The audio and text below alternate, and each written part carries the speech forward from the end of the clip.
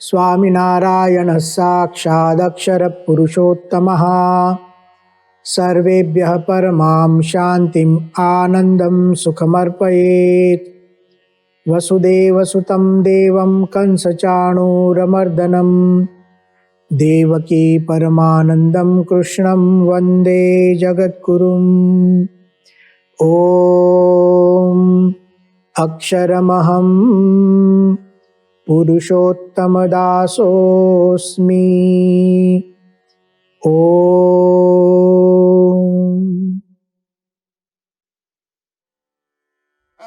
श्रीमद् भगवद गीता के विषय में ऐसा कहा गया है, सर्वोपनिषदो गावो दुग्धा गोपाल नंदनः पार्थो वत्सः सुधीर भोक्ता दुग्धम गीतामृतम महत्।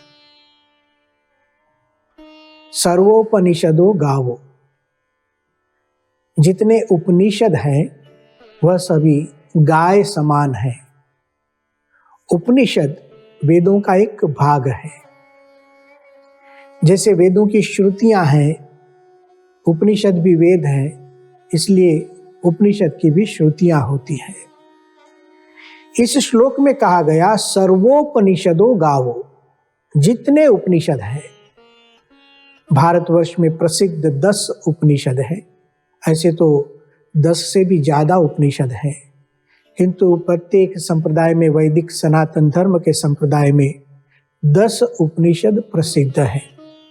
एक श्लोक में इन 10 उपनिषदों के नाम आते हैं। ईश केन कठ प्रश्न मुंड मांडुक्य तित्तिरिहि ऐतरेयम च छांदोग्यम बृहदारण्यकम दश। ईशावास्य उपनिषद, केनोपनिषद, कठोपनिषद, प्रश्न उपनिषद, मुंडक उपनिषद, मांडुक्य उपनिषद, तैतरेय उपनिषद, ऐतरेय उपनिषद, छांदोग्य उपनिषद और बृहदारण्यक उपनिषद, यह प्रसिद्ध 10 उपनिषद है। इसके सिवा भी श्वेताश्वतर उपनिषद, सुबालोपनिषद, ऐसे बहुत से उपनिषद हैं। जितने भी उपनिषद हैं वह सभी उपनिषद गाय के समान है। देखिए भगवद गीता के साथ कैसे संबंध जोड़ा जाता है उपनिषदों का। सर्वोपनिषदो गावो। हमारे भारतवर्ष में प्राचीन काल से गौ माता की पूजा होती है और हम गौ माता का दूध पीते हैं शक्ति के लिए, लेकिन उसकी एक गो दोहन प्रक्रिया होती है। जो गोपालक होता है स्वयं अपने हाथों से गाय का दोहन करता है, प्रेम से दोहन करता है। ऐसे कहा गया है कि गोपालक कैसा होना चाहिए। गोपालकः सुखहस्तः स्यात्, उसके हाथ सुखमय हो। सुखमय का तात्पर्य जब गो दोहन करे तो गाय को कोई पीड़ा नहीं होनी चाहिए। उपनिषद रूपी गाय है, यहाँ गौ माता है, उसका दोहन करने वाले कौन है देखिए, दुग्धा गोपाल नंदनः। दुग्धा शब्द का अर्थ होता है दोहन करने वाला। उपनिषद रूपी गायों को दोहन कर रहे कौन? स्वयं भगवान गोपाल नंदनः, भगवान श्री कृष्ण, वह दुग्धा बनकर आए हैं। अब देखिए हमारे भारतीय जीवन पद्धति में जब गौ माता का दूध दोहन हम करते हैं, उसका पूर्व एक प्रक्रिया होती है। गाय का जो बछड़ा होता है वत्सः, उस बछड़े को गाय के पास लाते हैं और एक स्वाभाविक प्रेम होता है गौ माता को अपने बछड़े के साथ। और जैसे ही बछड़े को गौ माता देखती है तो उसको अपने आप ही दूध की धारा होती है, उसको गुजराती में पारसो कहते हैं, प्रस्रवण होता है। दूध के बूंद अपने आप ही निकलते हैं, टपकने लगते हैं प्रेम से। बछड़े को देखकर गौ माता को प्रेम होता है और इसीलिए प्रथम बछड़े को लाया जाता है गौ माता के पास, वह दूध पीता है और बाद में गोपालक गौ माता का दोहन करता है। तो सर्वोपनिषदो गावो, सभी उपनिषद गाय के समान है। दोहन करने वाले दुग्धा गोपाल नंदनः, यहां बछड़ा कौन है? इस श्लोक में कहा गया पार्थो वत्सः, अर्जुन स्वयं एक बछड़ा है। अब देखिए, बछड़ा दूध पीता है, गाय का दोहन करते हैं, लेकिन फिर तो सब भक्तों को दूध का लाभ मिलता है, हम सब दूध पीते हैं, बछड़ा तो कितना दूध पीता है। ऐसे अर्जुन को गीता का लाभ मिला, उपदेश मिला। पार्थो वत्सः, सुधीर भोक्ता, जो बुद्धिशाली भक्त है हम सब, अब इस दूध का पान करेंगे। लेकिन दूध क्या है? उपनिषद रूपी गायों का दूध क्या है? तो इस श्लोक में कहा गया दुग्धम गीतामृतम महत्। श्रीमद् भगवद गीता उपनिषद रूपी गायों का अमृतमय दूध है, जिसको भगवान श्री कृष्ण ने स्वयं दोहन करके हमें दिया है। पार्थ जो वत्स है एक निमित्त है, उस निमित्त से गीता का हमको लाभ मिला। आज जो हम बात करने वाले हैं, श्रीमद् भगवद गीता उपनिषद के साथ कैसे जुड़ती है, और उसमें भी एषा ब्राह्मी स्थिति पार्थ। जब भगवान श्री कृष्ण ने स्थित प्रज्ञ के निरूपण के अंत में उपसंहार करते हुए जब कहा ऐसा यही ब्राह्मी ब्रह्म की स्थिति है, ब्रह्म की जीवन शैली है, ऐसा जब कहा, श्रीमद् भगवद गीता उपनिषद बन गई। श्रीमद् भगवद गीता के प्रत्येक अध्याय के अंत में एक समाप्ति सूचक संकल्प आता है। जैसे समझो हमने पहला अध्याय पूर्ण किया तो अंत में एक वाक्य ऐसा आता है, इति श्रीमद् भगवद गीतासु उपनिषत्सु ब्रह्म विद्यायाम योग शास्त्रे श्री कृष्णार्जुन संवादे अर्जुन विषाद योगो नाम प्रथमोध्यायः। अब यहाँ पर देखिए, हम दो शब्दों पर विचार करेंगे।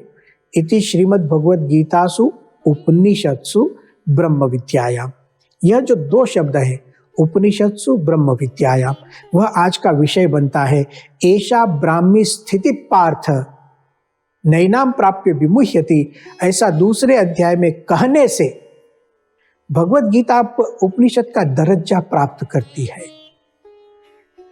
उपनिषदों में ब्रह्म तत्व की चर्चा हुई है, और इसलिए उपनिषदों का और गीता का प्रधान प्रतिपाद्य विषय ब्रह्म विद्या ही रहा है। ऐसा ब्राह्मी स्थिति पार्थ। अब यह ब्रह्म क्या है, अर्जुन ने पूछा था। किम तद ब्रह्म, 8वें अध्याय में पूछा। अक्षरम ब्रह्म परमम, जो अक्षर है वही ब्रह्म है, ऐसा भगवान श्री कृष्ण ने उत्तर दिया। और इस अक्षर से परे पुरुषोत्तम है, ऐसा 15वें अध्याय में कहा। यस्माक्षरम अतीतोहम अक्षरादपि चोत्तमः अतोस्मि लोके वेदे च प्रथितः पुरुषोत्तमः। आज हम देखते हैं श्रीमद् भगवद गीता का उपनिषदों के साथ क्या संबंध है, और क्यों भगवद गीता को भी ब्रह्म विद्या कहते हैं। 4 उपनिषदों की बात करेंगे। सबसे पहले हम उपनिषद लेते हैं तैत्तरीय उपनिषद, कृष्ण यजुर्वेद का उपनिषद है। 3 प्रकरण है इसमें, जिसे वल्ली कहते हैं। इन 3 प्रकरणों में जो दूसरा प्रकरण है, जिसको आनंद वल्ली कहते हैं, कभी कभी उसको ब्रह्मानंद वल्ली भी कहते हैं। इस आनंद वल्ली में पहला ही मंत्र, जैसे ही आनंद वल्ली का आरंभ होता है, पहला ही मंत्र सुनाई देता है, ओम ब्रह्मविदाप्नोति परम तदेशाभ्युक्ता सत्यम ज्ञानमनंतम ब्रह्म इत्यादि। ओम ब्रह्मविद आपनोति परम, जो ब्रह्म को जानता है, ब्रह्मविद, वह आपनोति परम, परमात्मा को, परब्रह्म को प्राप्त करता है। ब्रह्म शब्द जो भगवद गीता ने कहा एषा ब्राह्मी स्थिति प्रार्थ, जो व्यक्ति ब्राह्मी स्थिति को प्राप्त कर लेता है उसको परमात्मा में समाधि लग जाती है। समाधिस्थस्य केशव, जो गीता में बात की वही बात हमें तैत्तरीय उपनिषद में सुनने मिलती है। ब्रह्मविद आपनोति परम। दूसरा उपनिषद हम यहां लेते हैं बृहदारण्यक उपनिषद। बृहदारण्यक उपनिषद में जनक राजा की सभा में एक चर्चा चल रही है और चर्चा में मुख्य वक्ता जो प्रवचनकार हैं वह है याज्ञवल्क्य ऋषि। समझो एक तौर से उनकी परीक्षा चल रही है और जो विद्वान बैठे हैं एक के बाद एक याज्ञवल्क्य ऋषि को प्रश्न पूछते हैं।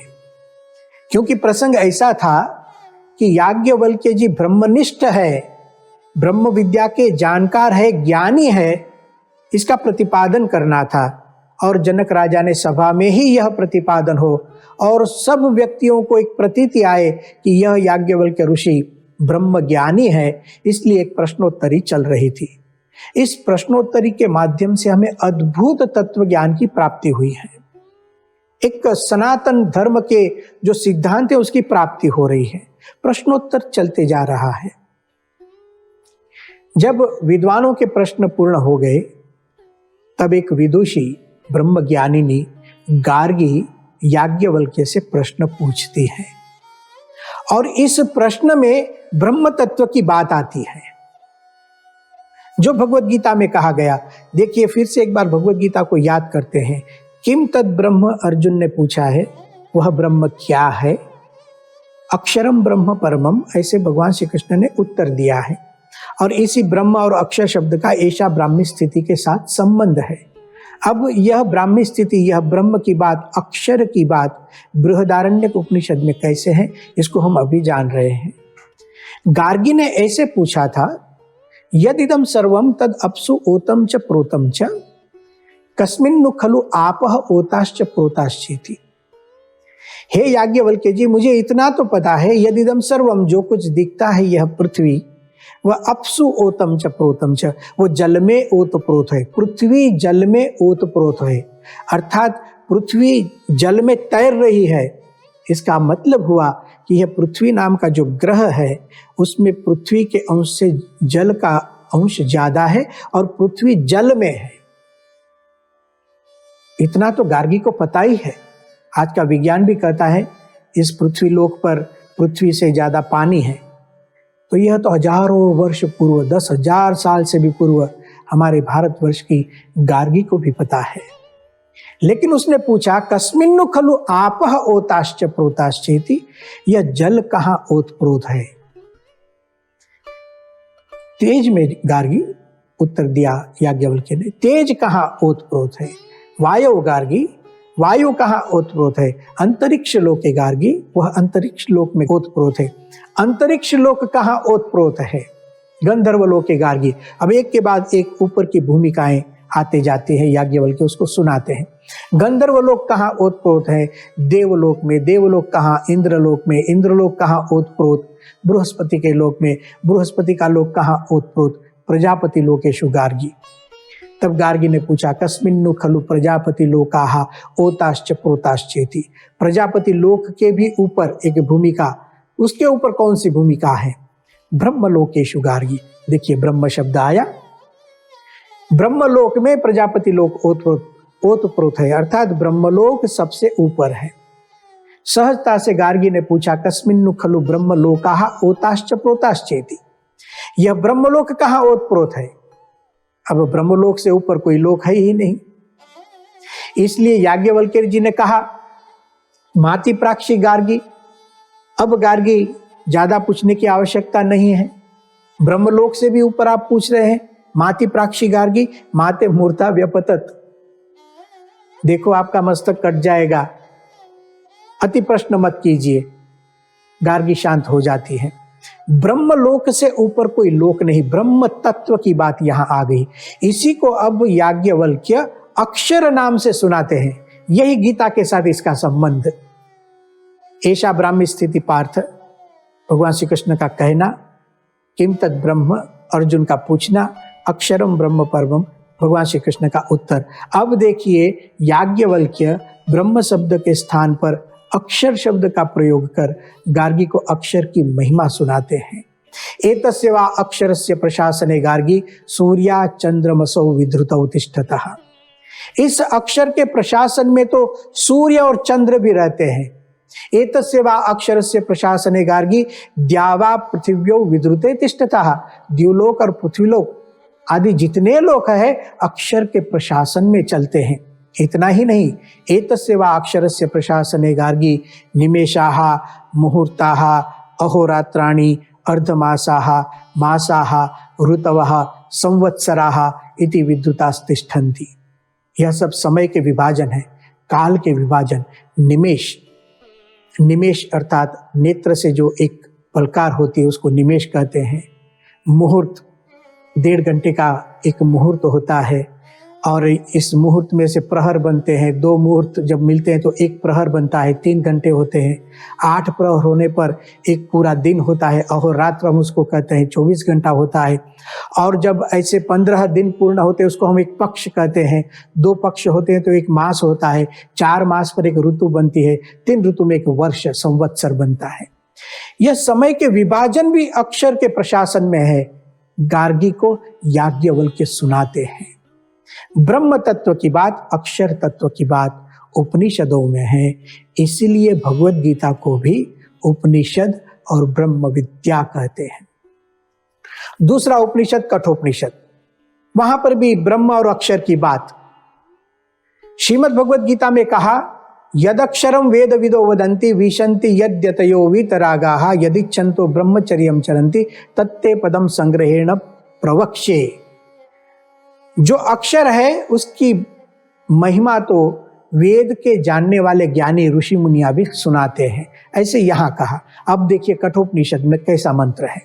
सर्वे वेदाः यत्पदमामनन्ति तपांसि सर्वाणि च यद्वदन्ति यदिच्छन्तो ब्रह्मचर्यं चरन्ति तत्ते पदम संग्रहेण ब्रवीमि। बहुत कम अक्षर में अंतर है। कठोपनिषद का ही यह मंत्र श्रीमद् भगवत गीता में सुनाई दिया। बस इसी अक्षर की बात भगवत गीता करती है, इसी अक्षर की बात कठोपनिषद करता है। स्पष्ट कहा, एतद् देवाक्षरम ब्रह्म, एतद् देवाक्षरम ब्रह्म, एतद् देवाक्षरम परम, एतद् देवाक्षरम ज्ञात्वा यो यदिच्छति तस्य तत्। उसी को अक्षर कहते हैं, उसी को ब्रह्म कहते हैं। देखिए खूबी क्या है यहाँ। श्रीमद् भगवत गीता में एषा ब्राह्मी स्थिति के बाद किम तद ब्रह्म, ब्रह्म शब्द से प्रश्न, अक्षर शब्द से उत्तर। कठोपनिषद में क्या है, पहले अक्षर शब्द और उसके पर्याय रूप से ब्रह्म शब्द। बात तो एक ही है, एतद् एव अक्षरम ब्रह्म, एतद् एव अक्षरम परम। इसी को अक्षर कहते हैं, इसी को ब्रह्म कहते हैं। वही परमात्मा का निवास स्थान है।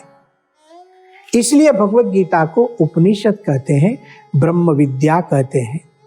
ब्रह्म विद्या की बात मुंडक उपनिषद में आती है। उसका तो मुख्य विषय ही ब्रह्म विद्या है। स ब्रह्म विद्याम सर्व विद्या प्रतिष्ठाम, ऐसे पहले ही मंत्र में कहा गया कि ब्रह्म विद्या सभी विद्याओं का आधार है। उसी को मुंडक उपनिषद में परा विद्या कहते हैं। वहां पर भी देखिए, येन अक्षरम पुरुषम वेद सत्यम प्रोवाच ताम तत्वतो ब्रह्म विद्याम। ब्रह्म विद्या का जब लक्षण किया, अक्षर तत्व की बात की। पुनः कहा तदेतद अक्षरम ब्रह्म, यह जो अक्षर ब्रह्म है उसकी जो महिमा संपूर्ण विश्व का कारण वह बनता है। भगवान की इच्छा से भगवान जब सृष्टि करते हैं तब अक्षर के सामने दृष्टिपात करते हैं और भगवान की इच्छा से अक्षर भी जगत का कारण बनता है। ऐसी महिमा उपनिषद में कही, वही महिमा श्रीमद् भगवत गीता में आती है। भगवत गीता में 15वें अध्याय में कहा कि पुरुषोत्तम भगवान अक्षर से पर है। यस्मात् क्षरम अतितो हम अक्षरादपि चोत्तमः, अक्षर से भी परे है। इसी बात को उपनिषद में कहा है, जिसको भगवत गीता ने याद किया। मुंडक उपनिषद में स्पष्ट रूप से परमात्मा के लिए एक मंत्र लिखा गया। कैसे है परमात्मा? अक्षरात् परतः परः। पर ऐसे अक्षर से भी पर पुरुषोत्तम है। अर्थात अक्षर सर्वोपरि तत्व नहीं, अक्षर से परे पुरुषोत्तम है। पुरुषोत्तम से न्यून अक्षर तत्व है, इसी अक्षर को ब्रह्म कहते हैं। अर्थात ऐसा ब्राह्मी स्थिति ने क्या किया, मुझे ब्रह्मरूप होना है और पर ब्रह्म की दास भाव से भक्ति करनी है। यह बात जो भगवद गीता ने कही, यही बात हमें उपनिषदों में मिलती है। इस तरीके से हमने 4 उपनिषद में ब्रह्म विद्या की बात सुनी, ब्रह्म तत्व की बात सुनी, अक्षर तत्व की महिमा सुनी। यही बात ब्रह्म सूत्र में आती है। उसका तो पहला ही सूत्र है, अथा तो ब्रह्म जिज्ञासा। अब हम ब्रह्म की जिज्ञासा करते हैं। अर्जुन की भी ब्रह्म जिज्ञासा है, किम तद ब्रह्म, 8वें अध्याय में, और यहाँ पर भी ब्रह्म जिज्ञासा। ऐसा ब्राह्मी स्थिति पार्थ में जो ब्रह्म तत्व है वह अक्षर ब्रह्म तत्व है, और ब्राह्मी स्थिति को प्राप्त कर दूसरा एक ब्रह्म जिसको हम पर ब्रह्म कहते हैं। 2 प्रकार के ब्रह्म हो गए अब, एक अक्षर ब्रह्म और एक पर ब्रह्म। श्रीमद् भगवद गीता के अनुसार अक्षर ब्रह्म और पर ब्रह्म पुरुषोत्तम, अर्थात अक्षर और पुरुषोत्तम दोनों की जिज्ञासा करनी है। अक्षर ब्रह्म को भी जानना है और पर ब्रह्म को भी जानना है। जब दोनों तत्वों को जानते हैं तब ब्रह्म विद्या संपूर्ण होती है।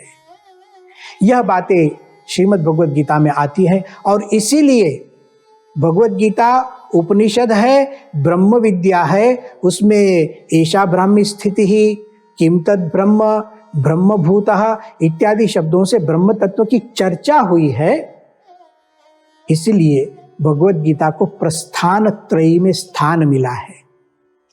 भारतवर्ष में जब वेदांत की चर्चा होती है तो उसमें सबसे पहले उपनिषदों को याद किया जाता है श्रुति प्रस्थान के रूप में, और द्वितीय श्रीमद् भगवद गीता आती है स्मृति प्रस्थान के रूप में, और तीसरा जो ग्रंथ है ब्रह्म सूत्र तर्क प्रस्थान के रूप में आता है।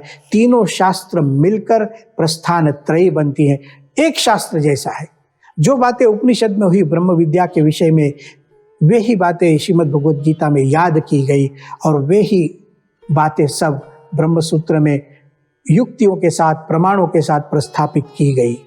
प्रस्थान त्रयी में श्रीमद् भगवद गीता का स्थान।